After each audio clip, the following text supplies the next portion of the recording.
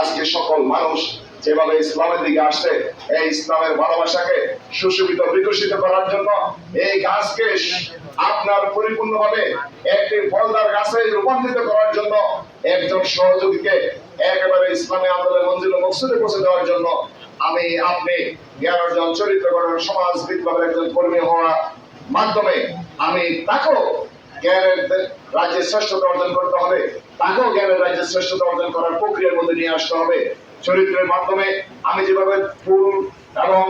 সুগ্রাম ছড়াতে পারি, তাকেও সেই ধরনের চরিত্রের অধিকারী করতে হবে। সেই ক্ষেত্রে নিয়মিত প্রশিক্ষণমূলক প্রোগ্রাম, শিক্ষা বৈঠকের মাধ্যমে, সাধারণ সভার মাধ্যমে এমন এক গণজাগরণ সৃষ্টি হবে, এমন এক গণজাগরণের ঢেউ সৃষ্টি হবে ঢাকা শহরে। এই ইসলামী আন্দোলনের গণজাগরণের ঢেউ আমরা সারা বাংলাদেশে পৌঁছে দিতে চাই। দেশ জাতির মুক্তির জন্য, বাংলাদেশ নতুন ভাবে পরিবর্তন হওয়ার জন্য, নতুন কাঙ্ক্ষিত নেতৃত্ব সৃষ্টি করার জন্য আজকে আল্লাহ